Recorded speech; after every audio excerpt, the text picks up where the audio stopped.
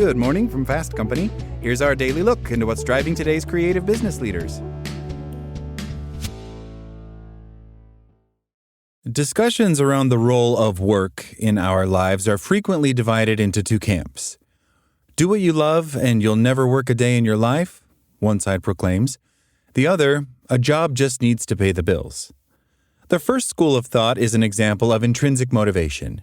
Here, the enjoyment of work for work's sake is motivating enough, rather than relying on external rewards like money or praise. And while it's great to love your job, recent research suggests that it can become problematic when intrinsic motivation is regarded as morally superior to other motivations. When a neutral preference becomes charged with moral meaning, social scientists call it moralization. Mi-Jong Kwon, assistant professor of management and organizational behavior at Rice Business, recently wrote for The Conversation. Once intrinsic motivation becomes moralized, loving what you do is seen as not only enjoyable but virtuous.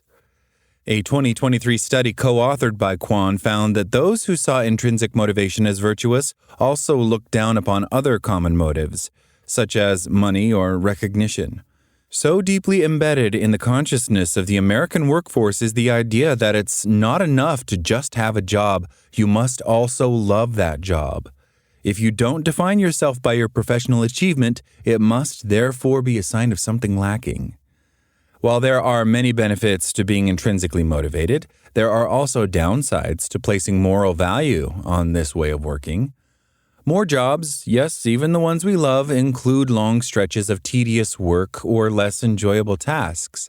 When intrinsic motivation becomes a moral imperative, workers may feel guilty for not springing out of bed eager to get to the office each day.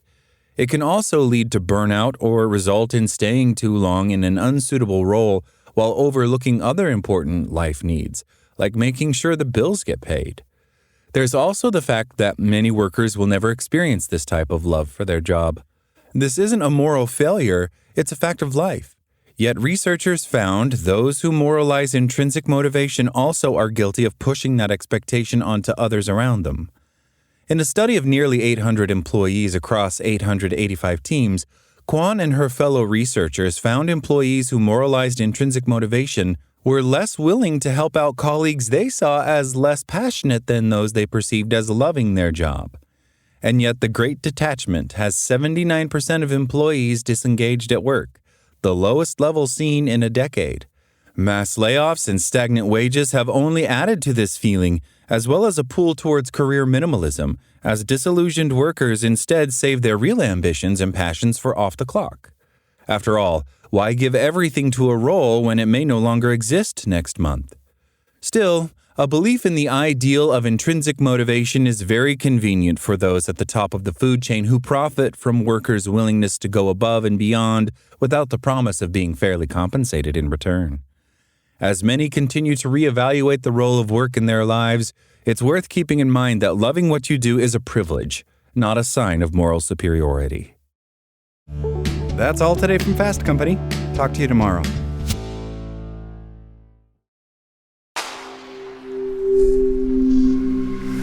Spoken Layer.